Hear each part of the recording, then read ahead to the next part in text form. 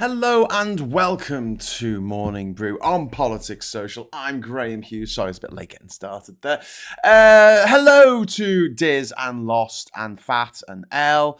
And who else have we got in the chat? We've got Sid in there. We've got Veg Pie. We've got Captain Coconut. We've got Colin Baker. Pete's Music. We've got Ed Coombs. Hello, everybody. If you'd like to join our friends in the chat here, all you need to do is hit the subscribe button. That is the magic password that you need. You need to wait for 1 minute, say open sesame, and you'll be able to opine openly, kinda. Don't be a bigot, or we will mute you and boot you. So, this is Morning Brew on Politics Social. It is Thursday, the 6th of November, 2025. Welcome, one. Welcome, all. Today, again, like with yesterday, we're going to start off with a bit of good news. You know, it makes a change, because it's normally doom and gloom. Because the baddies are in charge in America and they're kind of fucking things up for everybody in the world. But here you go. Here's the thing, right? Trump's aura of dominance only works if people believe it. He's a bit like Freddy Krueger in that respect. He can only affect you if you're scared of him. And if you're not scared of him, like Pennywise the clown from It, he'll just return to the sewers from whence he came, I suppose. Trump has curated this image of a man who cannot be stopped. He says, try stopping me is basically his governing philosophy. His entire strongman brand relies on the perception that he is unstoppable and invulnerable and immutable and always winning. Win. Look at my big wins. It's all about the wins with Trump and his ilk, because these are people who are perpetual losers. You see people who go for Trump, people who go for Farage and Brexit and stuff like that. They're life's losers. They're people who have never had a win. They don't know what it feels like. And so they have to sort of have these, they have to live their wins through a charismatic politician who says, we've won. They don't know what they've won. They can't articulate what they've won. There's nothing concrete. There's nothing solid behind their win. Their life hasn't got any better. They're not, they haven't grown a foot. They haven't found a beautiful partner to settle down with. They've not, got themselves a promotion at work or whatever. No, it's not a win for them personally. Their grocery bills haven't come down. I'll tell you that for now. The cost of a pint of beer hasn't come down. But they're told by their favourite politician, we've had a big win. It is a big win. We've done this. It's a big win. Oh, has it brought my the price of eggs down? No, but it's still a big win. So the moment that cracks appear in this facade, this aura of invincibility, with all, not just with Trump, but with all strongmen, dictators, the whole edifice starts to wobble. And this is why it's so important for the likes of Putin, who Trump tries to mirror his authoritarian leanings on. It's so important for Putin to give no quarter. That's why he will murder his political opponents openly. Like, he wants people to know it was him. Like in Game of Thrones, I wanted to know it was me, Why do you think he used Novichok in the UK? Because there's loads of other nerve toxins, poisons, things like that. He used one specifically that is known to be a Russian nerve agent that is only made by like one lab in the whole world, and it happens to be in Russia. He did that on purpose because he wanted people to know it was him. This is what happens. I will chase you to the ends of the earth. I will kill you. I will kill your family. That is what Putin lives by, because he cannot show any weakness. If he shows weakness, it's all over. It's all over. But this week, two huge blows to Trump. First of all, big Democratic election wins, not last night before now. And also the Supreme Court argument where his own justices, the justices that he put in position, the justices who are absolutely loyal to him to a fault, literally, that they've challenged his claims of nearly limitless power. So there's been no judgment yet from the Supreme Court about tariffs, but the language they were using in the oral arguments yesterday very much seemed like they were like, well, I can't see anything in the rules saying you're allowed to do this. Trump's second term's first 9 months has been a frenzy of unchecked executive actions, from trade wars, gutting agencies, sending troops into cities, smashing conventions, smashing down the White House, intimidating corporations, universities, and the media. He thrives on his belief that no one can stop him, and that order took serious damage this week, and we should be celebrating that fact, I think. So first of all, let's just quickly talk about the election wins. Obviously, we talked about this in depth yesterday, but these were bigger than expected. It's not just that the Democrats won, they won massively. This is deeply embarrassing for Trump. Spanberger victory in Virginia, she overperformed. Virginia is a bluish state, but she delivered a bigger than expected defeat for a Trump-aligned challenger who tried to surf on the whole make America grovel again rhetoric. This matters. Make Americans grovel again to Trump and to Putin and to the billionaires, Elon Musk. Make Americans grovel again to South Africans, white South Africans, grovel. That's what the G stands for in MAGA. Certainly doesn't stand for genius. Meanwhile, in New Jersey, Mikie Sherrill, she blew her MAGA opponents out of the water. Sherrill won Latino votes, 68 to 32%. That contradicts directly this realignment bullshit that Republicans bragged about in 2024, where Trump hit 46% of Latino voters nationally. Yeah, that's come to bite them on the arse, hasn't it? Stupid bastards. I mean, I'm sorry, but if you are a minority group that is known to be hated by a certain segment of white supremacists, right? Don't vote for the white supremacists. Are you fucking daffy? What do you think? He's gotta go, oh, you're one of the nice ones. You're one of the good ones. You're one of the special ones. You can stay. Your family, you won't get harassed. You won't get arrested by my Gestapo agents in the middle of the night. No, it's cool. The fact that still 31% of Latinos in Virginia are like, yeah, I love this. I love this whole, thing where it's like cosplay and Nazi Germany. Only this time we're the Jews. Yeah, I'm going to vote for more of that. Fucking hell, motherfucking stupid out caprons. Fuck me. Anyway, so these weren't just wins. This was Trump. This is Trump rejection. This is absolute rejection and repudiation of everything that Trump stands for, and the fact that they both kind of courted Trump because you have to in order to get anywhere. But the polls now show that across broader voter sentiment, people who aren't in the MAGA fucking cults, the ones who have drunk the Kool-Aid, there's going to be about 35% of them. There's nothing you can do about them. But it just shows that the majority of normal everyday voters who might have voted for Trump out of, I don't know, boredom, sexual frustration. I don't know why people would ever vote for a white supremacist who's orange, fucking plumper lumper, to be in the White House and then destroy half the White House and then go, oh yeah, that's all right. I can't quite get over the fact that he can just bulldoze half the White House and people are like, yeah, that's fine. And all I can ever think of when he does shit like that is like, what if Obama did that? What if Obama did that exact same thing? How would you feel about it? He said, oh, this White House was built by slaves, so I'm going to knock the motherfucker down. And everyone's like, no, you can't do that. He's like, oh, I did it. I did it last night under cover of darkness.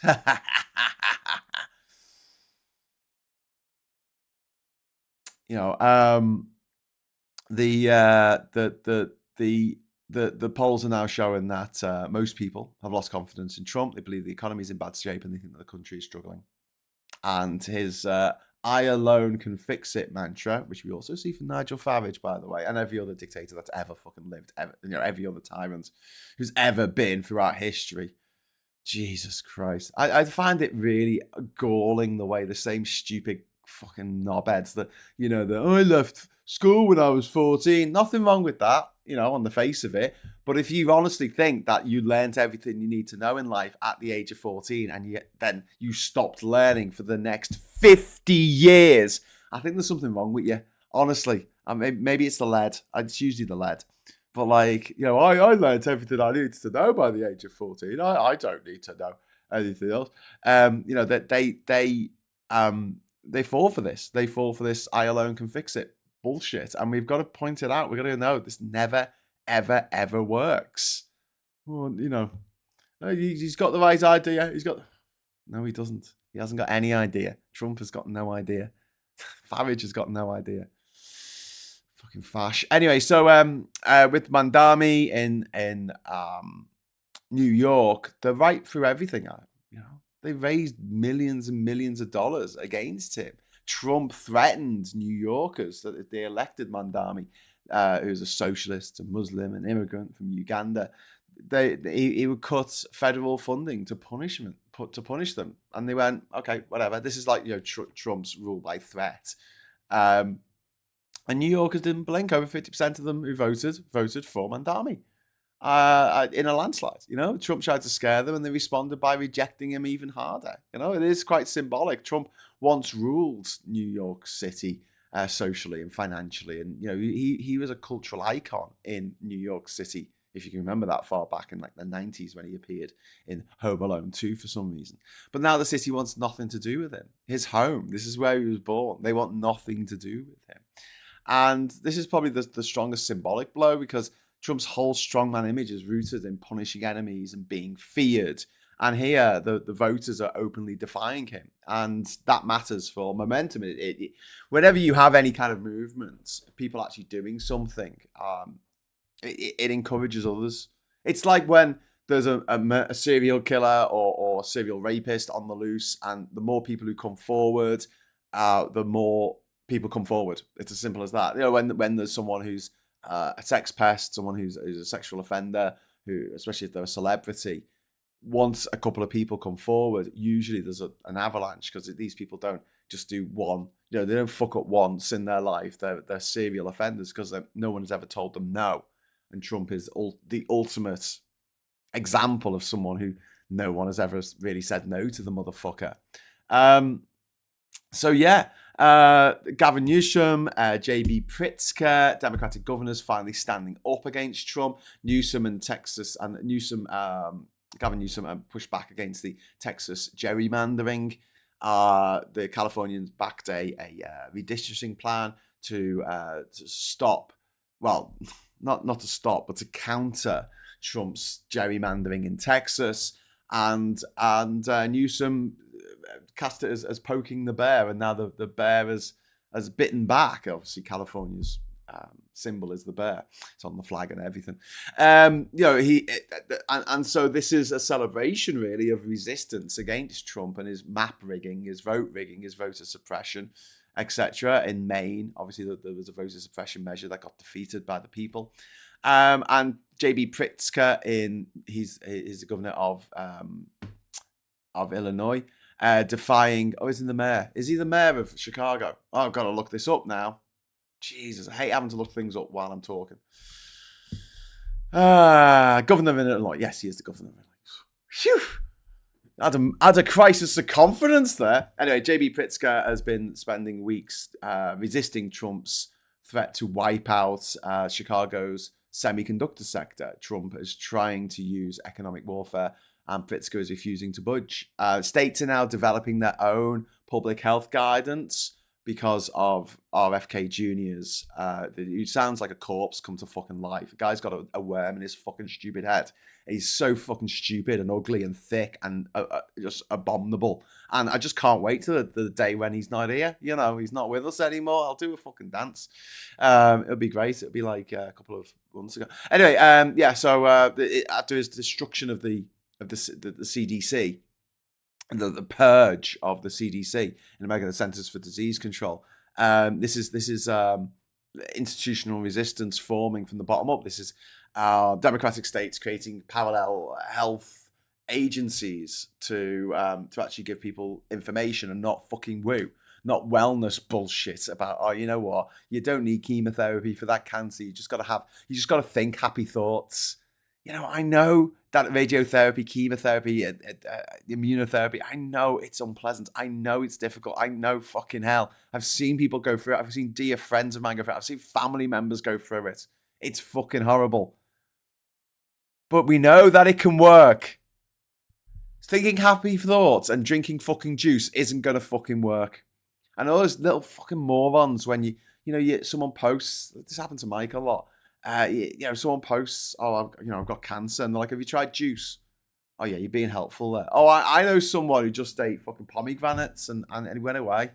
Great, thanks for the info. How would that person feel if the person who just announced that they'd just got, they've been diagnosed with a big C on Facebook, how would they feel if that person did just change their diet to eating pomegranates and died a week later from, I don't know, pomegranate overload or something? How would they feel? Would they feel bad? No. This is the thing. There was a woman who killed her own daughter because she had cancer. It was completely treatable. There was a really good chance of success. And she said, no, you can't trust modern medicine. And now her daughter's dead. And I think that stupid fucking cunt should be in fucking jail for what she did. She murdered her own child through her own arrogance of like, I know better than all the medical research and scientists and doctors and pediatricians and nurses and health staff everywhere in the world. I know better than them because I went on internet one day and I went on Wikipedia and I read a thing. Actually, no, they wouldn't have gone on Wikipedia. They go on YouTube and watch a fucking stupid YouTube video.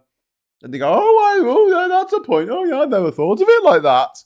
I never thought, maybe it's better that the children all die of measles. I never thought of it like that. Survival of the fittest. So if you get measles and you die, well, it's thinning out the population of the weak ones, isn't it? These are the same fuckers who seem to think that autism is something that means that you can't use the fucking toilets. RFK Jr. made a big speech about this, about how autistic people can't fall in love, never get to play the guitar, never get to be cool, and I'm like, are you fucking kidding me? Do you know any autistic people? Like, I know fuckloads of autistic people. Some of them are dear friends of mine. And although it may be an obstacle in their life, they can still go to the fucking toilet, you fucking weirdo. I think he's getting it mixed up with something else. Probably dementia, because he has got fucking dementia. I don't know, it's a fucking brainworm in his stupid fucking head. It pisses me off. I mean, when it comes to health, and when it comes to the health of children, can these fucking Karens and these RFK Juniors and these fucking woo practitioners, can they all just fuck all the way off? Selling their fucking magic cures and their placebos and their nocebos. And they're like, oh, this will make you feel better. Of course it does. Oh, I love it when I go for my alternative medicine. Yeah. Okay, no, it's supplementary medicine, mate. It's not an alternative to medicine. Oh, but it made me feel really good. What, did someone give you attention for an hour? Oh, fucking hell. That's going to make you feel good. Yeah, but I went there and I felt amazing afterwards. Yeah, you could probably spend some money on a prostitute if you like. I don't think it's going to sort out your cancer. I just don't, But they gave me attention for a whole hour. Yeah, good, great. Okay, yeah, your cancer doesn't give a fuck about that.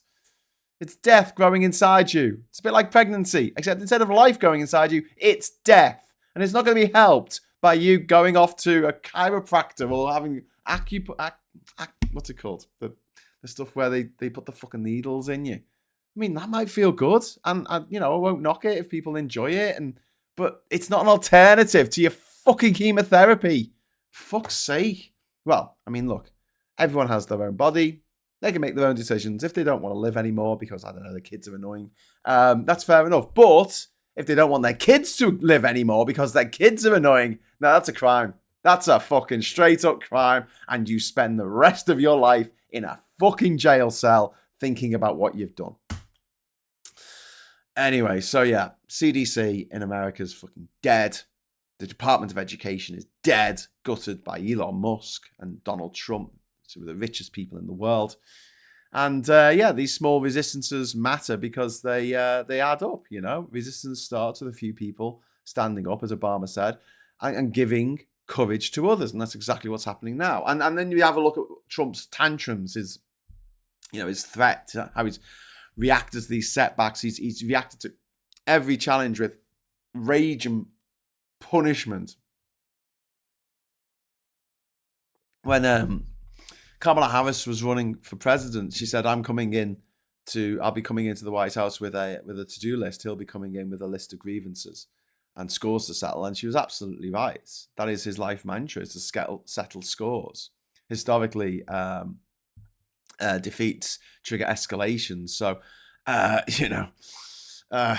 expect more bullshit in the days to come. He's branded California's election as rigged, well, referendum really. He's hinted at federal intervention to override voters. He's tried to redraw congressional maps. Some more. He's repeated threats to punish New York financially for resisting him, and he keeps pushing crime crackdowns that even conservative justices now question. And you got the ballroom bribes. Wasn't that by Sweet? It's the ballroom bribes. Corporate bosses rushed to finance his proposed new White House McBallroom, showing how elite power still gravitates towards him, afraid to get left behind, or punitive measures to be used by Trump to fuck him over. And meanwhile, while this was going on, the guardrails, not just for Trump but for corporations in America, are just gone. The guardrails are gone. Like, there are so many mergers happening at the moment in America. By the end of Trump's term, it's probably just going to be Omnicorp. There's going to be one Omnicorp, and that's it. And they're going to run fucking everything by the way things are going. They have their own version of the Monopoly and Mergers Commission, isn't it? Is it antitrust they call it, or something over there? Basically, it was when they made Rockefeller, who at the time was the world's first billionaire. He was the richest man in the world. It was when they said that he had to split up his oil business into Texaco and Exxon and these other companies. They were all born out of Rockefeller's original SO, Standard Oil, I think. But yes, this is Trump will always respond to weakness, perceived weakness, with authoritarian escalation, and this is going to hopefully make people understand and make people realize that to fight back against him, because the more he does this, the more he escalates, the more voters he's going to lose, the more people he's going to piss off. Don't forget, there was a lot of people who worked for the federal government in Virginia who absolutely voted against Trump because he's fucked their lives. He's either sacked them, shut down their departments, defunded their departments. I mean, imagine, all the dickheads who, were like, how dare you say defund the police, when that's not really what, the situation was. It wasn't a case of taking all the money off the police. It was just, as we were discussing the other day, it was just making sure that the police was to do a certain job and it wasn't to do other jobs like checking on people's fucking taillights and shit, right? But yeah, these same people, imagine them running down the street, with placards, the ones who were complaining about it, now saying, defund the Department of Education. What? Defund USAID. What? Why would you want to do that? Defund the CDC. Defund NASA. Defund all the things that make America great. Defund the public parks. Yay. Go march down the street with a banner saying defund public parks. Go on then, knobhead. Take money from public parks, give it to the White House for a big fucking ballroom. What's in the chat here? I'm going to just jump into the chat for a moment because we are halfway through the show. Although we haven't got any super chats in today, so I'm going to just make a goal. Hope you don't mind. Do you reckon we could get 10 super chats in 45 minutes? I reckon we could do that, of any colour. And that will bring on the confetti. Please the confetti gods with me. Yeah, I know you want to. And just give it a minute though. Don't drop money in just yet because I'm just starting the goal. Right. Let's have a fight in the chat. Furtive Fool says RFK sounds like his own throat is trying to strangle him. He sounds like a freaking what's it called? Zombie. Tim Minchin's Storm springs to mind here. I fucking love that song, Gallifreyan Red. I saw Tim Minchin live in Melbourne in 2011. And he was backed by the 80-piece Melbourne Symphony Orchestra. And he played Fuck the Pope. But at the time, it was Ratzenberger was still the Pope. And he played that with an orchestral backing. And it was one of the best things I've ever seen live in my life. Absolutely awesome, Tim Minchin. Don't mention it. Sarah says, even though I have my personal reasons for not being able to go to hospital after bad experience, including transphobia, I'll never discourage anyone else. I used to donate blood. Yeah, the donating blood drives me up the wall. Like, if I go on to, so I live in Durham, right? If I go on to you can try this if you like, to go on the blood donation website, find out when you can get an appointment to give blood next in Durham. It's like fucking February. It's like, they're like, oh, blood stocks are low. And I'm like, okay, well, I'll give some blood. February. I'm like, I don't know what I'm doing in February. I've got ADHD. I don't know what I'm doing next week. What the fuck? Whereas if I was in Newcastle or Liverpool or Manchester or Birmingham or London, of course, I'll be able to give blood this afternoon. You know, we have these fucking blood deserts where it's like, yeah, we've only got one person, we've only got one needle, we've only got one drip, we've only got one ball, what's it called? A blood bag. I always said ball bag then. We've only got one ball bag. We've only got one scrotum between everyone. And it's going to be next February before we can actually take any blood out of you. But yeah, yeah, acupuncture. Yeah, that's what I thought. Isn't that a weird name, acupuncture? I mean, look, people enjoy it. People enjoy doing stuff. It's fine. But you know what?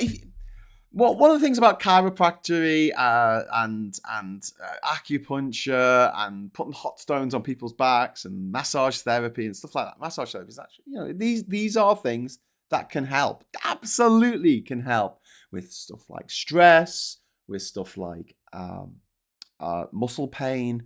It can help with just your general day-to-day wellness.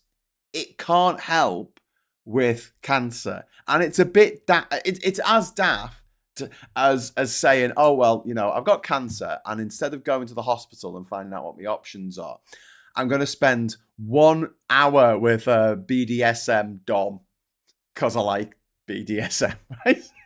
And you're like, okay, that might make you feel good, but what the fuck has it got to do with the cancer? Like, it's two completely different things.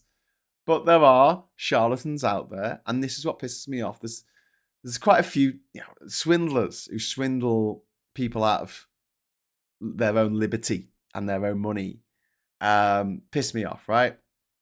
But then I have a certain amount of respect for people who diddle greedy people out of their money. I think, fuck you, if you're going to be that stupid and greedy and think you're going to make £1 million and it turns out you lose all your money because a grifter came along, a charismatic grifter, and you lost to them. Well, do you know what? You know, for next time, you know, and every time you think about it and you get that feeling in your stomach, you know, when your stomach sort of knots up with embarrassment, even years later, yeah, that reminds you, don't fall for charismatic fucking chancers, grifters, but people do. So Farage is a case in point. He convinced people in this country that what they want to do, and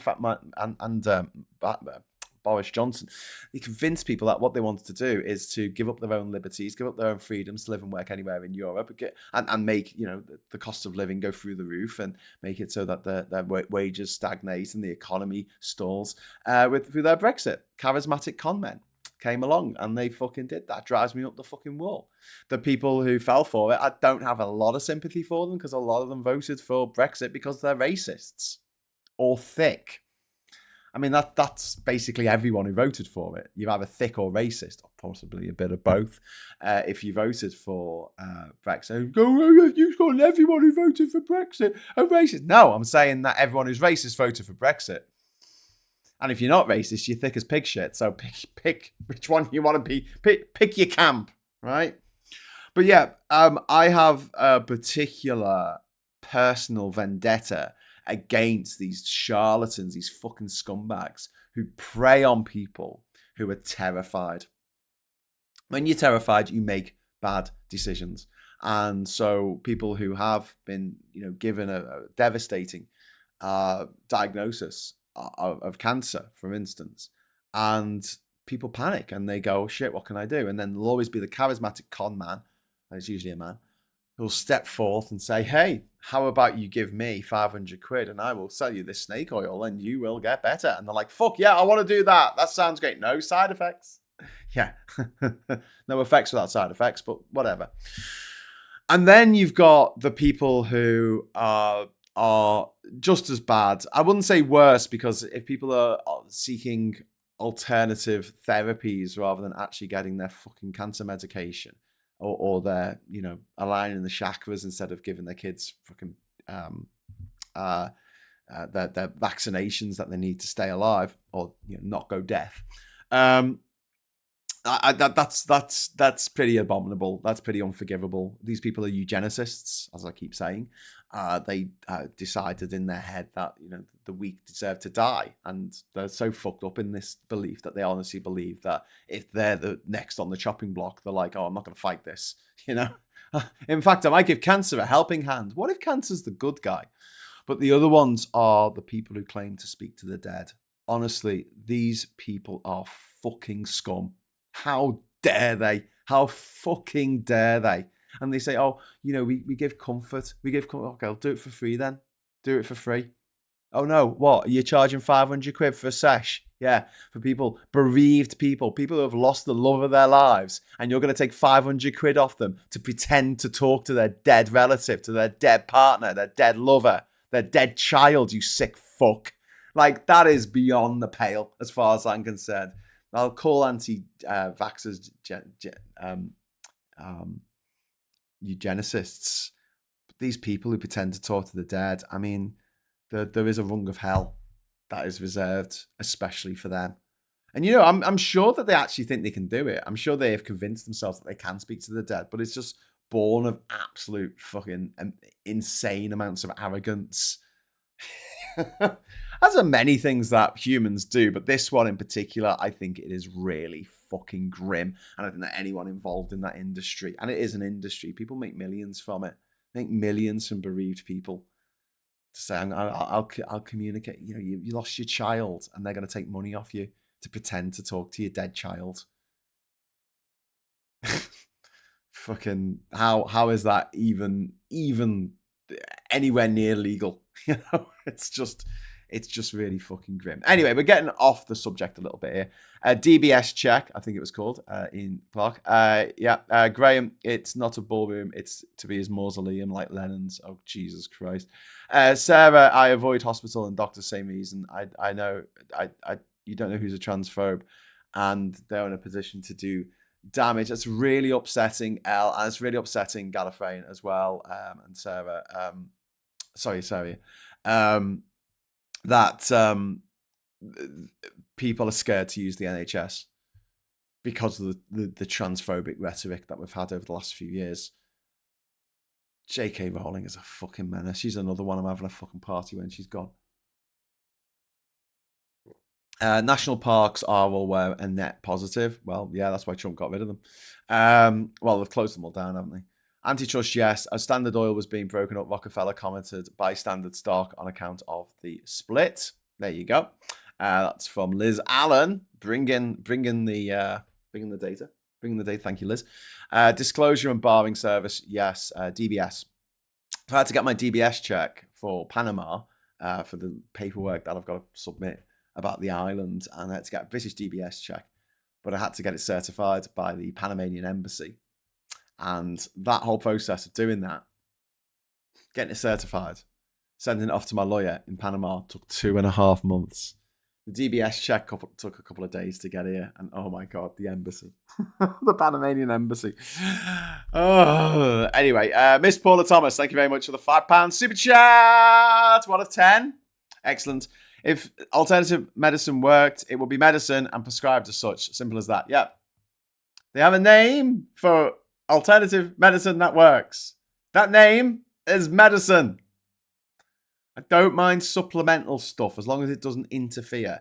But, you get stuff, you can buy stuff in Holland and Barrett. I don't know if you still buy St. John's Wort, for instance, but that can actually have an effect, a bad effect, if you're taking other medication at the same time. And it's not, it's sort of seen as harmless. And when people take supplements, I don't think you can overdose on vitamins, but fuck, they're expensive and you shit most of it out. Like, your body can only use so much magnesium, so much iron, so much, the zinc. It can only use so much vitamins, and then the rest of it you just shit out. And you should be, unless your doctor says you are deficient in iron, you need to take iron supplements. You should be getting enough from your food. Martin says, I was with my mum when she got the results. Doc ran through all the side effects of treatment and she asked what would happen at no treatment. It was the same list. She died less than a week later. Fuck, I'm so sorry, Martin. That's really fucking grim. That's really grim. I mean, I don't want to sound like glib when I say this, but at least she didn't suffer too long, mate. I mean, my dad got diagnosed with dementia 9 years ago. He's been on palliative care now for 5 years, since September of 2020, since September 2020. And I don't know if he's in pain. I don't know if he's uncomfortable. He can't communicate. He can't tell us what's wrong. And yeah, I know this sounds really fucking grim, but at least you can take solace in the fact that, you know, she when it happened, it happened fairly rapidly. It wasn't a thing that just continued on for years and years and years. Honestly, when the assisted dying bill went through, I was so grateful. Not because I think it's going to come in time to help, you know, my dad. He won't be able to. He's not in a position to agree to it anymore. But yeah, I want it for myself. I want it for myself. If I'm told that I'm going to go the same way as my dad, that's it. Okay, I'll go. You know, I'll hang on as long as I'm sort of, you know, happy. And then when I get to a point, my decision: take a pill, go to sleep, and don't wake up. That's fine with me. You know.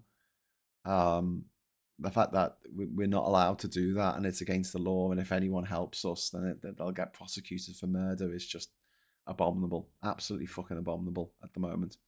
What do you make of Labour figures celebrating Mamdani's victory, given that if he was British, he would have been kicked out of the Labour Party years ago, says Ploppy. I don't think he would, actually. I mean, they're calling him like a radical socialist, but the reality is that, like, he's a radical socialist for America. And don't forget, the Democrat Party is basically the Conservative Party over there, and the Republicans are the KKK Party. So they're the two right-wing parties. And so anything that is approaching anything that looks at things like rent control, they see that as crazy fucking radical. But Labour's just brought in rent control. It has just brought in the Renters' Rights Bill, which gives people the same sort of stuff that Mamdani is looking to give. He's talking about building affordable homes, which is what Labour are trying to do. So I don't think that Mamdani is anywhere near as left wing as some of the Momentum lot in Labour. But yeah, Mamdani wins. You see, that was the problem with Momentum, right? Mamdani fucking won. He took the fight to Donald Trump, and he got his message around New York. He went from fucking less than 10% in the polls in March to this you know, landslide victory. So yeah, I mean, he's a winner. Whereas the previous leader of Labour was a fucking loser. He lost the general election of 2017. He lost councillors in every single local election from 2017 onwards. He lost the Brexit referendum. He was on the losing side, apparently. News to him, I think. Most people who followed Labour at the time. He lost the 2017 election and the 2019 election. He also lost the European election, the EU election in 2019 in the summer, which left Labour with 14% of the vote. And I don't mind people's policies. And we when it comes to helping people out, absolutely, yeah, cool. People on the left want to help. That's great. They want to stop the war in Gaza. That's fucking great. That's a noble aim. Yeah, great. But fucking do it, you know? Fucking win. I've got no time for fucking losers sitting there getting 10% of the vote, 14% of the vote, and going, oh no, only I can fix it. Only I can fix it. Yeah, you can say that, but you can't win. You're no fucking use to me. I'm sorry to be quite blunt about this, but in the same way that I think that the Greens were absolutely failing to achieve their potential under their previous leaders because they were just too nice. They were just nice. At least Zach Polanski is, like, you know, kicking things off. He's making sure that he's getting around. He's appearing on people's podcasts, on YouTube shows, on the TV. He's getting the message out, and he's standing up against the fash, which is more than the fucking Labour Party are doing at the moment. But yeah, I think if Mamdani was I think a good analogue of Mamdani is Sadiq Khan in London, who arguably is more left-wing than Starmer, and Andy Burnham and Steve Rotherham, the Metro mayors of Manchester and Liverpool, respectively. They're way more left-wing. They're still in the party. I mean, Starmer and his mates might not like them. McSweeney, that twat, might not like him, but, you know. Having too much of certain vitamins can damage certain organs too, says Jimmy. Yep. I was grateful I had to be given 2 units of iron and 2 of blood. I did feel like crap. Turns out that was why. Wow. Graham, my dad had the same as your dad, and it was awful at the end, says Sarah. Yeah, it's the fucking worst. It is the fucking worst of all possible worlds, because you know, everyone knows, death is inevitable. We're all going to cark it at some point, right? And I just think that we should have some agency over how that happens, and if it is going to be a long and painful death over many years, being tortured by your own body, fuck that shit. Fuck that shit forever. I mean, imagine you were healthy and they just went, listen, I'm sorry, but you're 65 now, so what we're going to have to do is we're going to have to imprison you in a dungeon. You're not going to be able to leave ever again. You're not going to be able to walk anywhere or do anything. We're going to gag you so you can't actually speak. And we're going to torture you. We're going to put lots of pain inside you. And we're going to make it so you can't complain to anyone or tell them what the problem is. Oh, well, how long is that going to last? For 10 years. 10 years we're going to do that. That's going to last the last 10 years of your life. And then you're going to die at the end of it. Okay. Why would I sign up for that? Why would I sign up to being tortured for 10 years and then dying anyway? Can I die now? And then I don't have to worry about the torture bit. After the 10 years, is it all right for me to leave and I can go on holiday and stuff and sit in the sun? No. You're 100% going to die. Fucking no. Just fucking no. No. If Mamdani would have thrown out of Labour, Dems would never even accepted him. Why would he be thrown out of Labour, though? I mean, his policies were pretty much in line with Labour's policies. And he's a winner. He's a fucking winner. I think Labour would love him. Labour would make him, if they had any fucking sense, they'd make him the fucking leader. A big fuck you to all the racists out there. Brilliant.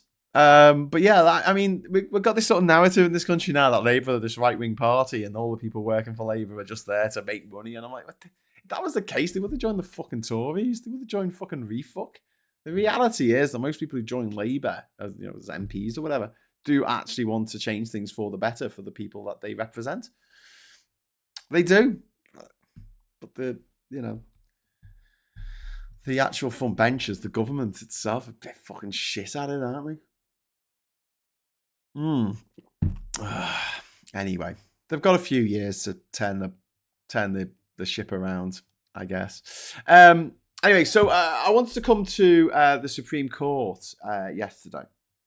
So this is interesting. They were hearing oral arguments, which could be, might not be, I mean, it's not a done deal yet, but it could be a devastating moment for Trump's tariff power grab. So the core issue here is that Trump is using a vague 1970s emergency law to impose global tariffs indefinitely.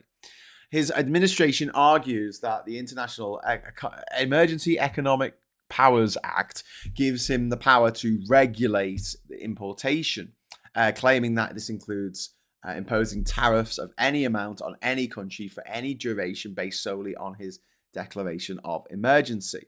But Chief Justice Roberts torched that argument immediately, saying a tariff on any product from any country in any amount for any length of time meant, he said this is, he called the legal justification for this, he called it a misfit.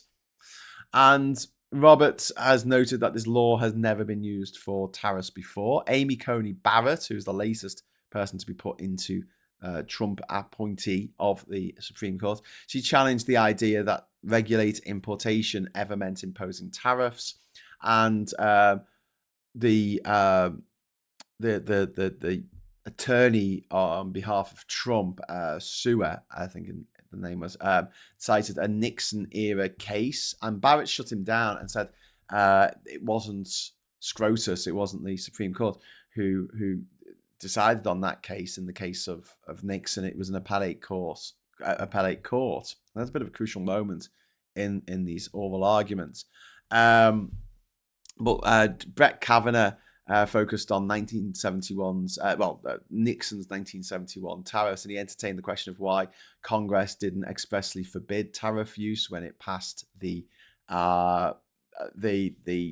International Emergency Economics Powers Act, but he seems unsure, which is good. But the thing is, I mean, if we can get if Justice Roberts and Comey Barrett both vote to back all these tariffs that Trump has put on, then that's enough. That's enough, because that'll be with the 3 Democrat leaning justices. So that'll be 5-4.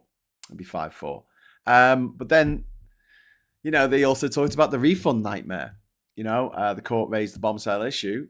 So they raised the bombshell issue. If the Trump tariffs are illegal, do businesses get their money back? There's been $90 billion collected from the American people. And Barrett asked, would it be a mess? And Katyal, who is representing the small and medium-sized businesses that are bringing this case to court, said it would be complicated. And Barrett responded like, yeah, so it's a mess. And there was Justice Alito hinted that the court should deal with the refunds sooner in order to prevent a larger problem later, thinking that if it's a mess now and it's 90 billion, if they wait for another 6 months and it balloons into 200 billion or whatever, then it's going to be even more of a mess.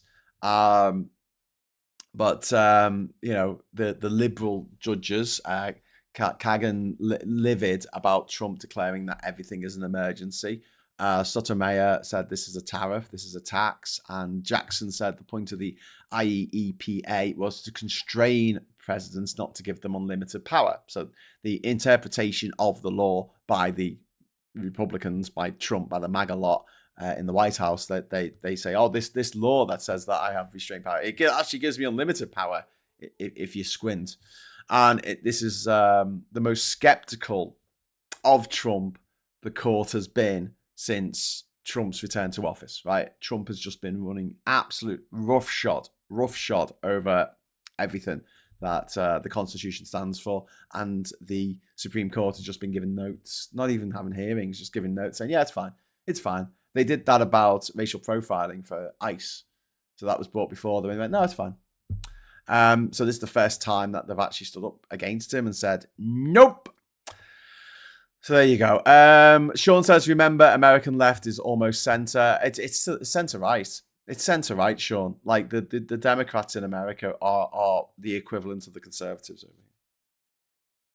Because they had a major sort of the Red Scare, didn't they, in the 50s, where they just anyone who was slightly left to center was screamed at that they were a communist and forced to leave the country. Pronounced Sawaji. What? The name of the justice? Sawaji. No? Sawaji? It's spelled Sauer. I can't have a G in it. Anyway, so yeah, Biden's policies were gutted by this particular doctrine, and now Trump faces the same logic, because the court previously blocked Biden's student loan forgiveness, vaccine and testing mandate, and environmental regulations because they lacked specific statutory text authorizing such sweeping actions. So now Trump is asking for vast tariff powers based on ambiguous text. And Katyal hammered the point: if Biden couldn't act on vague authority, neither can Trump. And Trump's fundamentally, tariffs fundamentally, Trump's tariffs fundamentally affect the entire economy, and this is a textbook major question for the Supreme Court. But they might surprise us by being unsurprising, and all the conservative justices, all 6 of them, all vote for this bullshit. So there's 9 people on in the Supreme Court, 6 and 3. They should. Reps are going to leave a mess like the Tories did here, says Veg Pie. Yeah, absolutely, because that's what they do. They don't know how to build anything. They don't know how to create anything. They don't know how to get investment in. All they know is how to destroy. These are people who, as children, were given toys. And because their parents were filthy rich, the kids could destroy the toys. It was okay. They could get another one. These are kids who tortured animals, a lot of them. They tortured dogs, cats, hamsters, whatever, for pleasure because they're psychopaths. And their parents would always get them a new cat, always get them a new dog. They never really cared about the animal because these people are fucking psychopaths. And so they grow up through life, and they're the type of people who, like Boris Johnson, in university, a posh university, after going to a posh private school that their parents paid for, they go to university and they go into restaurants and they smash the place up and laugh about it. These are the people who light £50 notes on fire in front of homeless people. These people are fucking scum, and they're scum that have been told that nothing they do is wrong. And all they know is how to destroy. That is all they know. They take something beautiful, they take something that works, and they destroy it. They make it so it doesn't work anymore because that's all they know how to do. And then they'll go on to the next little shiny object that they destroy. And what Trump's done to the White House is so emblematic. He's turning the White House into the McWhite House. He's turning it into a fucking fast food drive-through. You know, like if you go to the Trafford Centre in Manchester, they have like sections. They still have this, but when it first opened, they're like sections of the shopping mall that were done out in different styles. And they had like an Egyptian style, but it was all fucking, it just looks shit.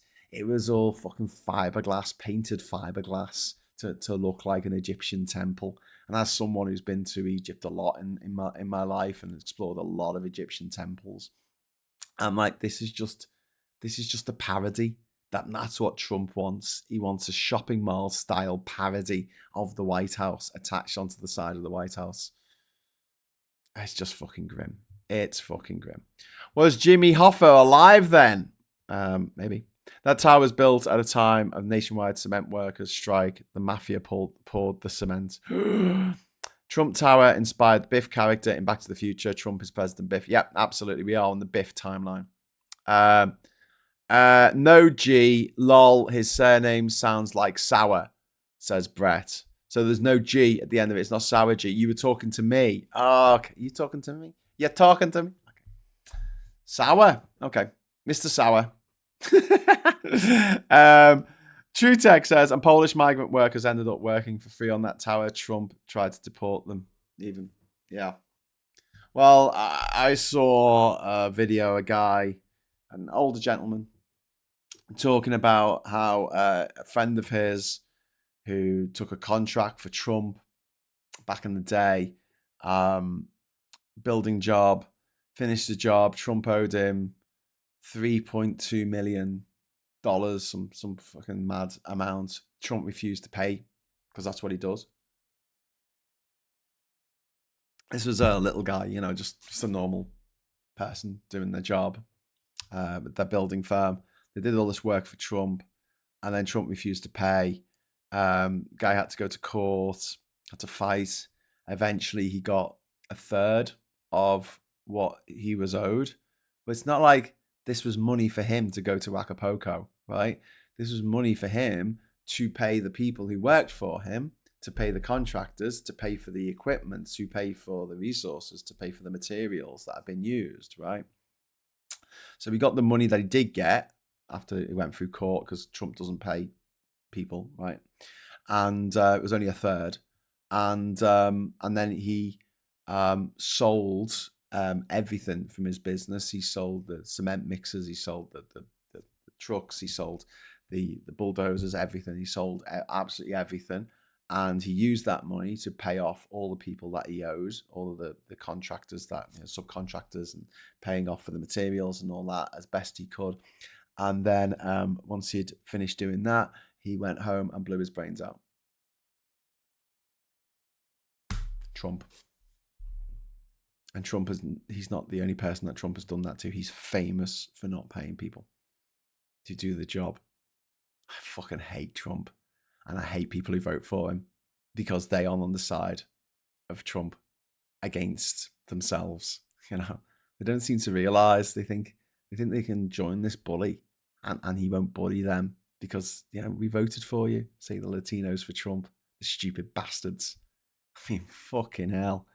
I mean, I'm kind of glad that some of them are being deported, to be honest with you, because if you're that stupid, I don't think you deserve to be in America. Actually, that's a bit unfair, because if you are a migrant, come to America, you can't necessarily vote. But the people who are established, who are losing their abuelas, losing their own children, losing their husbands, their wives, because they're getting deported, because they don't have the same. And they voted for Trump. They voted for this. How could you forgive someone if you were in that situation?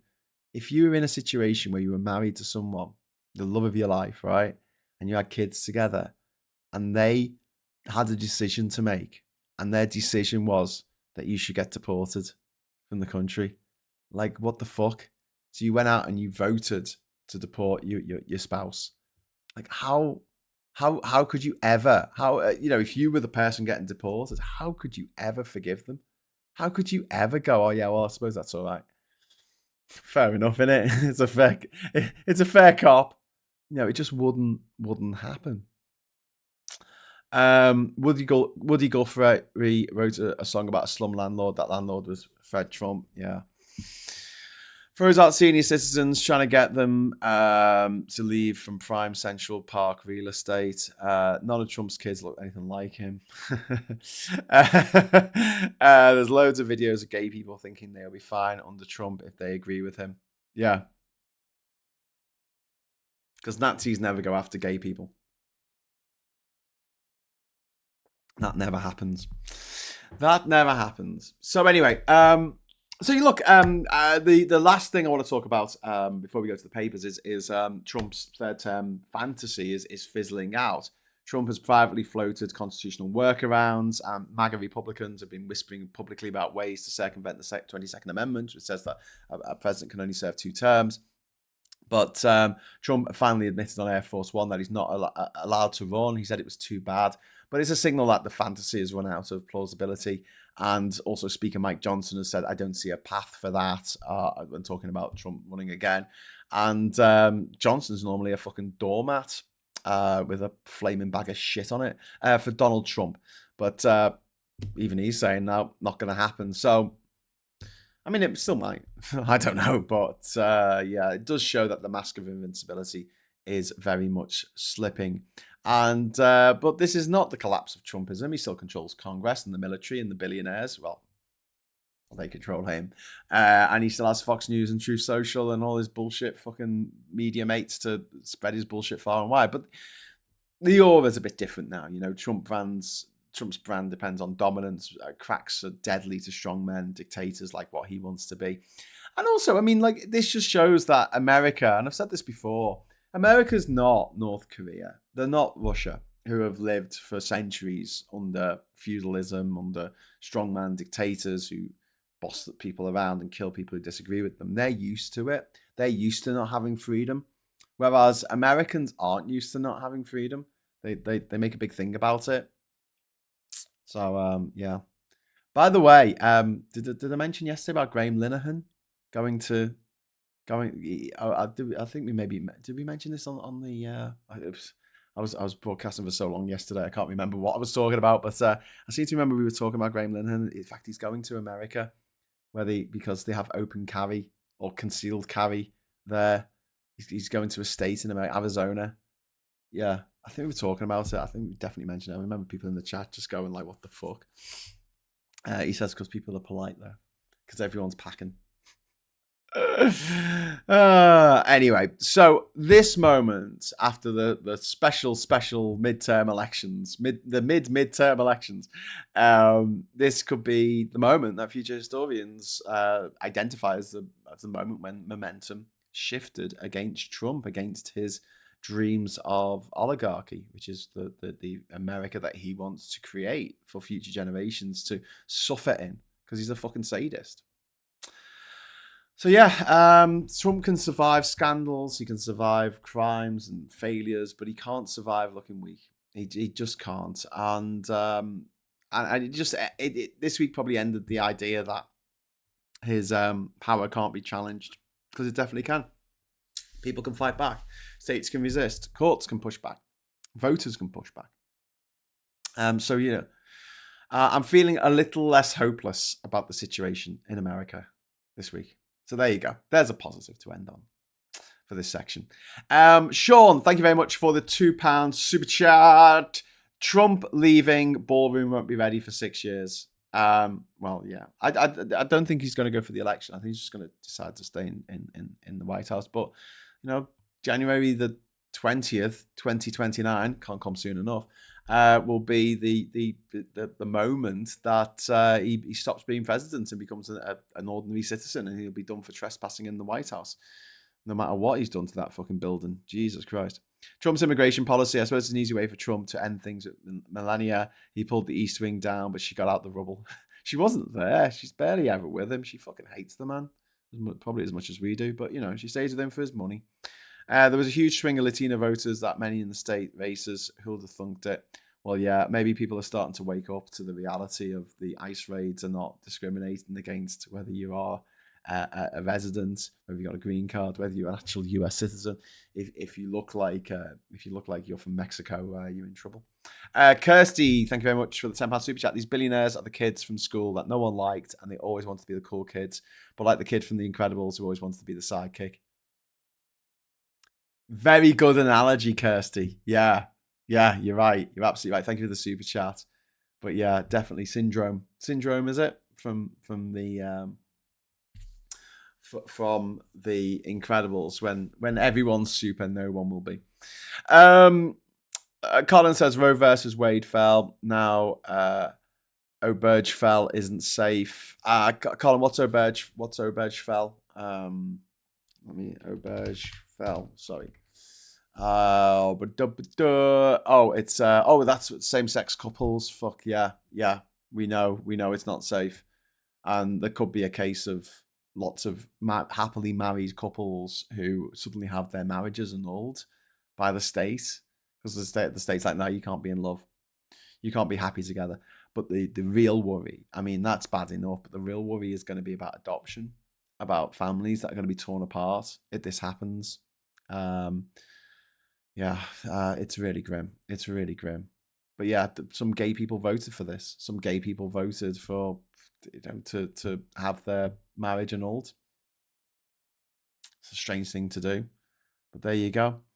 Okay, so I'm going to go over to the papers now for a moment. By the way, if anyone wants to drop a super chat in, we've got 6 minutes left. So if you want to drop a super chat in, just any colour. So it could be for 79p if you want. If you want to drop that in, that would be absolutely wonderful, and we'll get some confetti. You have 6 minutes, so we're going to have a quick look at the papers and see if we can summon up the desire to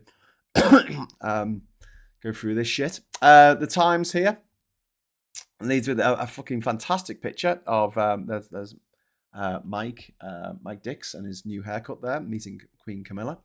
And last of the Mohicans, Camilla with Ben Newman, a jacket potato seller known as Spudman, a Clarence House celebration of volunteering. He seems like a nice man.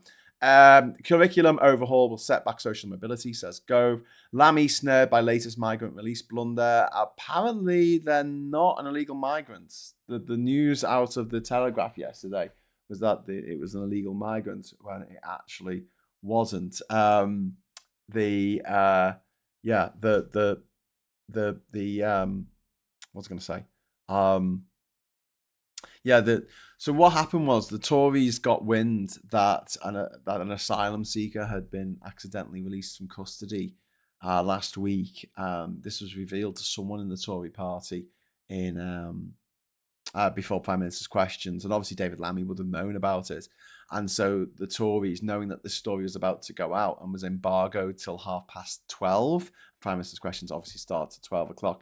They thought they would have a massive gotcha where they say, can you guarantee that no other asylum seekers have escaped from custody?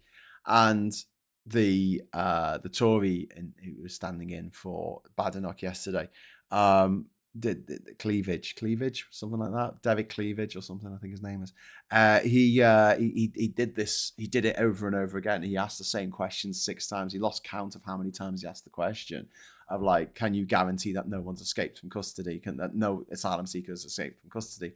And obviously David Lammy, who was standing in for Starmer, the Deputy Prime Minister, he said, look, you know, we're doing everything we can, and you know we rely on these services, and this is the situation that we were given. This is the shit sandwich we were given by the Tories, and I think the Tories wanted this massive sort of gotcha moment where at the end of Prime Minister's questions, the guy in the Tories, Mr. Cleavage, would stand up and say, "Oh well, you know, actually you lied because it's just been reported in the last couple of minutes on the Telegraph, and we knew nothing about this. Did they know? Did they know that this person had been released by mistake?"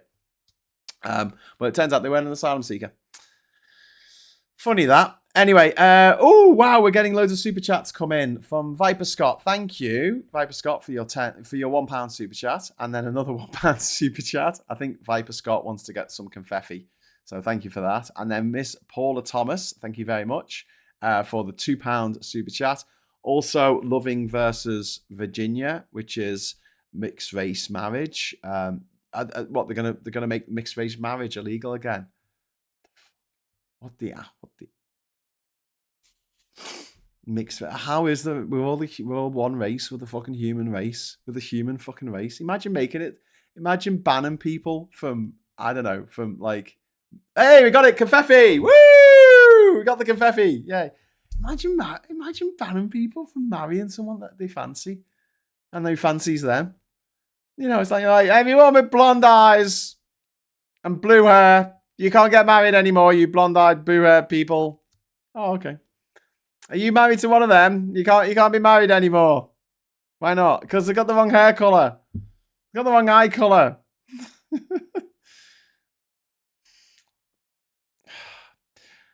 The fuck. Viper Scott, thank you very much for the 3 super chats in a row. Really, really appreciate that. Thank you very much, my friend. That is very kind of you, getting us up to our 10 out of 10.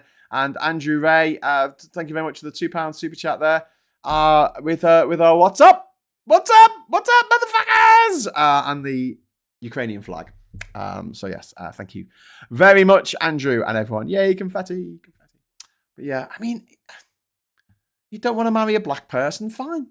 Don't marry a black person. You don't want to marry a gay person? Fine. Don't marry a gay person. No one's forcing you to do these things. This is the madness of all this. This is like interfering in other people's love lives. Interfering. Coming into the bedroom in the middle of the night with a fucking clipboard. You know, standing there at the end of the bed. I'm sorry, but you're doing it wrong. And you realise that the hand that's holding the arm that's holding the clipboard is actually a fake arm, and what they're doing with their real arm is not before the watershed. Anyway, let's get back to the papers. We've got Rama Dawaji, who is the new Queen of New York, absolutely gorgeous, the wife of the newly elected president, the mayor-elect of New York City, Mamdani. This is Mamdani's wife, who's going to be the Queen of New York, whose husband is Trump's worst nightmare. What an accolade! She's of Syrian descent, I think, and yeah, when Mamdani was doing his speech, he brought her on the stage at the end of his speech, right? And we were watching it. So anyone who's watching it yesterday, she comes out on the stage, and I'm like, "Oh, great! It's his wife. Cool. That's really nice." And then they literally just cut to a massive fucking picture of Trump. And I was just like a still of like Trump's ugly, disgusting, orange, fucked up minge of a face. And I was just like, mate, what are you doing? Why are you showing this man's face? But it does go to show that, you know, I'm not saying that we're all incredibly beautiful, but the left just has better looking people. That's my take on this. Anyway, police warn of Labour soft justice crime wave. Crime wave. Like, everything's down. Everything's down. Can you tell which of these men is monogamous and who is a shameless cheat? Probably all of them shameless cheats because, they look like it. It's a trick question. They all are. Exclusive, McKellen, Serene, I'm coming back as Gandalf. Oh my God, are you? And then Traitors Star picks their winners. And then we've got PPE firm linked to Moan, collapsed owing taxman. 39 billion. 39 billion, this fucker. And her fucking husband, Barrowman, here he is, little fucking cunt over here. 39 million pounds owed the Exchequer. And then we've got Prisons in Chaos. Jail Crisis is laid bare. We've got the Star, which has got a spider on it, so I'm going to remove that. Call of Duty, free data for troops. Vodafone Salute Remembrance Day. Brit Armed Forces overseas will get free mobile use thanks to a Remembrance Day tribute from the phone company Vodafone. Oh, is that just for Remembrance Day, or is that across the board? Because it should really be across the board. And there's a story, lifestyle story in the Daily Express. Living with cystic fibrosis is like constantly being on a roller coaster. I have a good dear friend who suffers from cystic fibrosis, and we have to get her medicine sometimes because of all the medicine shortages caused by the Tories and Brexit. And if she doesn't get the medicine, she'll fucking die. She'll fucking die without the medicine.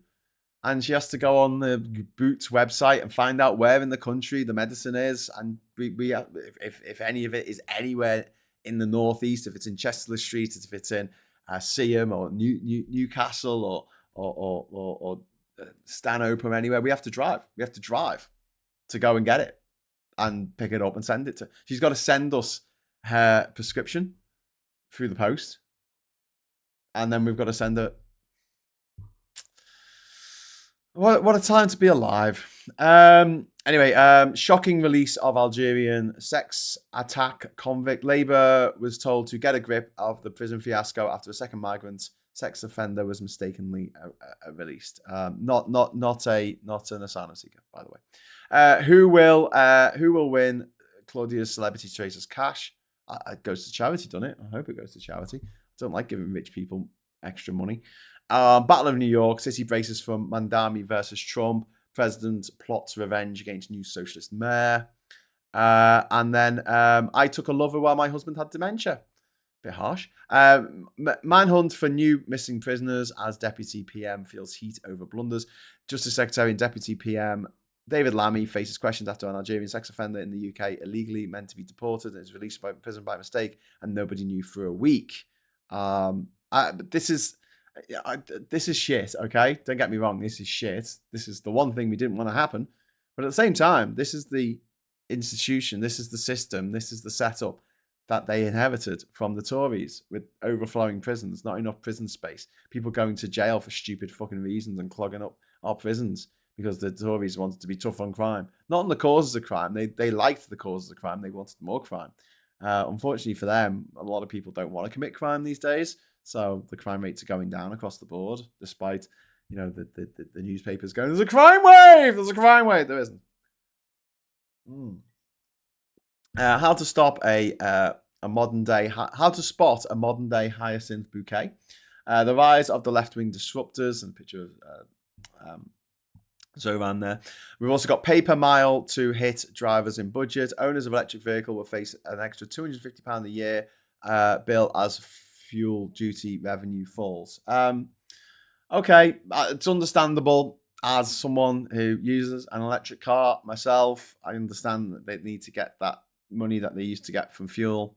They've got to get it somehow, I guess. But at the same time, can you make our energy bills come down, please?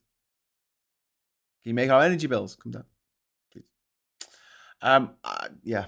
And then we've got the fall guy here. There's a Starmer, the farmer harmer, who's got sausages on him for some reason.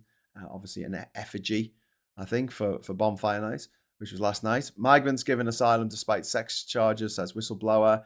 BBC's transgender coverage censored by its own reporters. This is more bullshit from the fucking Daily Telegraph here. What does it say? The BBC's coverage of transgender issues is subject to effective censorship by reporters who refuse to cover gender-critical stories. An internal whistleblower has warned. An internal whistleblower. like some fucking cunt who just got a job there because daddy, owns the fucking company or something.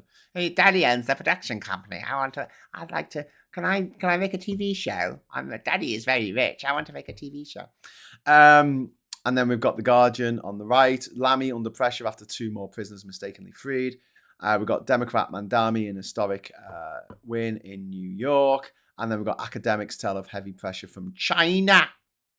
UK academics whose research is critical of China say they've been targeted and the universities have been subjected to extremely heavy pressure from Beijing, which isn't good. Lammy grilled over latest jail bungle. Second foreign national sex offender freedom ever. They do really, really need to get a grip on all this. But let's go to the Financial Times, which is actually a bit more of a sensible newspaper. China will win AI race with America, says NVIDIA's chief. Energy costs and looser rules the key. Cynicism stifles West, Hung claims. And then we've got Democrats cheer. Socialist Mamdani sweeps New York vote in resounding snub to Trump. A new era for New York. France suspends Shein over childlike sex dolls on its site as Paris store opens. The French government said it will block Shein from operating nationally after prosecutors opened investigations into childlike sex dolls being sold on the fashion retailers online marketplace. That is absolutely disgusting. That is off the fucking charts, isn't it? A company on the internet being able to sell that shit. Whoever made that decision should go to fucking jail for the rest of their fucking lives. Along with anyone sick enough to buy that kind of stuff. And then there's a story here which is quite important from India, which is electoral roll purge raises the stakes in Indian election. India's National Electoral Commission has purged almost 70% of Bihar state's 74 million voter registrations from the roll since June, which opposition parties have disenfranchised many poor people in an election this month. A defeat for Prime Minister Narendra Modi and his Bharatiya Party. His Bharatiya Janata Party, the BJP, would undermine his ruling coalition. The cuts denounced by the opposition Congress Party as theft have become a flashpoint for the BJP's heartland.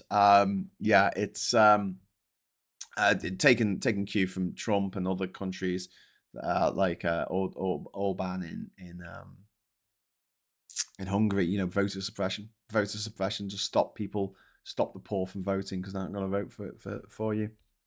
So there's some news in briefs. We've got banks poised to escape Reeves' budget tax raid. We've got water utilities stare alarm. 9 of the 16 privatized water companies are receiving special oversight amid concerns for their financial resilience, the regulator Ofwat said. Police track online fund. 18 people have been held in Germany and other countries in connection with alleged online fraud and money laundering in a network that pulled in hundreds of millions of euros. We've got reformed treasurer Nick Candy has won a long court case against technology entrepreneur Robert Bonnier, who he accused of fraudulent misrepresentation to secure a investment. Nick Candy is a huge donor to the Refuck Party. He's a cunt. His wife is a dirty immigrant from another country, some shithole called, I don't know, Australia or something. She was briefly on some soap opera over there. And now she's over here being a fash, being Eva Braun for some reason. I don't know why. Maybe it's because her singing career dried up faster than... Anyway, Coutts' fee for less wealthy. The private bank King Charles raised its fees to £100 a month for clients with less than £500,000 of assets following a turbulent period for NatWest-owned elite money manager.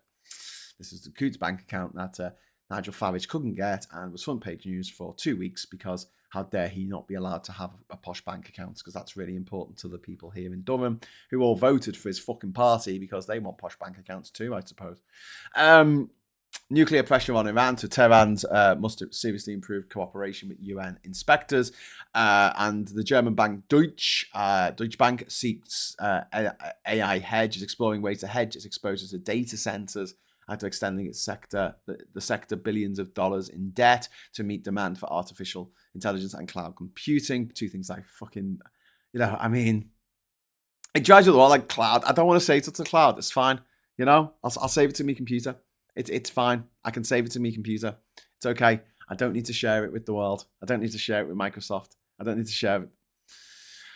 And then we got dumb bombs maul Kyiv. Russia started using retrofitted jet-powered glide bombs to hit targets far beyond the front line with Ukraine upgrade to its arsenal. That puts extra pressure on Kyiv's air defenses. These are rockets that I suppose just land where they fucking land, untargeted, which are probably against the Geneva Convention. But when has that ever stopped Russia being Russia, hey?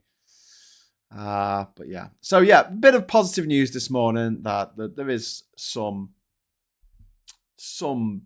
hope that Trump's authoritarian tendencies might be curtailed from now on. We can only hope.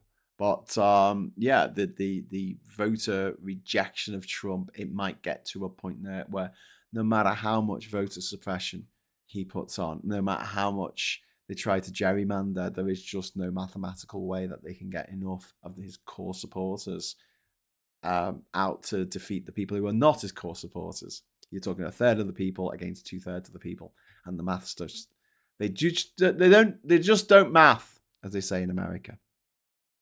Banking and AI, what a combination. Well, they're hedging it because they know the bubble's going to burst. Bubble's going to burst, people. Bubble's going to burst. The Diddle East offered the Epstein Files billionaire Pred a gift of limo-themed jet. Yeah.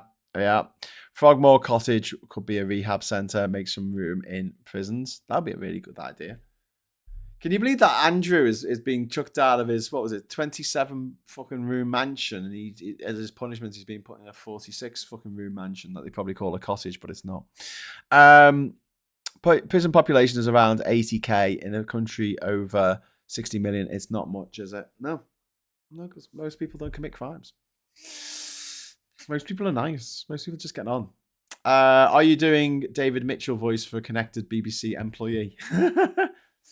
Privately educated, of course. This is why I'm worried about getting an electric car. Why is this? 2 cars, both batteries dead this morning, says Martin Harrow. Shit, how did that happen? What have you been doing with your cars? It's not cloud. It's someone else's computer that you have no way of knowing when they'll turn it off or what they'll do with your data, says Martin. Yeah. I couldn't agree more, mate. I honestly, I think it's a bit mad. I do think it's a bit mad. Okay, so I'm going to leave it at that. Same plum above the turf, but us to win also. We've got the makings of man flu, living in landslide land and fingers crossed. So I'm sorry that if anyone's not feeling too well at the moment. But yeah, we've. I hope you stay safe. I hope you stay as well as can be expected in this era. Also, with it being flu season as well, please get your flu jabs if you are eligible for a free flu jab and a COVID jab. Just fucking get them. People die. People die of COVID. People die of the flu, and you're no use to me dead.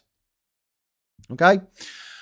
Right, my friends, I will be back at 6 o'clock tonight with a special edition of Reform Watch with me and Ollie Bowler Hatman. Please come and join us while we go through all the fucking shit that's going down in reform land around the country, including here in County Durham, but also down in Kent, in Warwickshire, in fucking Lincolnshire, in other stupid shires, Derbyshire. Derbyshire? All the councils that they control and are imploding. There's been a schism down in Kent, by the way. There's the Reform Party or the New Reform Party that's split away from the Reform Party. Oh, all the fun of the fair. So please join us at 6 o'clock tonight for that. We'll be talking about it. We're going through it, me and Ollie. And then tomorrow I'll be back. Same bat time, same bat channel. With another morning brew for you. And also we've got Phil at 1 o'clock with the agenda. And then in the evening, we'll be kicking back, opening a couple of beers, or maybe just having a coffee, and talking about all the shit that's been going on, and taking the piss, and having a laugh, and chilling out at the end of another hard week of pointing out that this is fucking the craziest time. We're on the craziest fucking timeline, and taking the wins where we can get them, taking the wins, the little wins, where we can get them. So please watch Reform tonight. Reform Watch, sorry, don't watch Reform. Reform Watch tonight. And please join us tomorrow for more content. By the way, all of these shows are now available on YouTube Music as podcasts. So if you want to go over there and subscribe, I think you'll already be subscribed. If you'll be able to watch all of the shows. You'll be able to listen to all of the shows while you're driving your car or something. You don't have to look at this stupid mug. Win-win! So thanks very much for watching. Thanks for the super chats. Thanks for all the comments. Give us a like on the way out, because that's a nice thing to do, I guess. And if you're not already subscribed to the channel, please subscribe.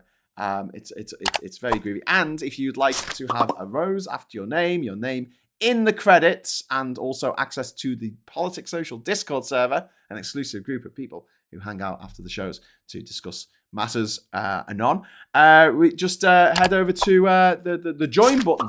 Press the join button. You can join the channel, become one of our socialites, and you'll see the names coming up at the end of the show. So, look out for that. Until next time, thanks very much for watching. Hello, good evening, welcome, and goodbye.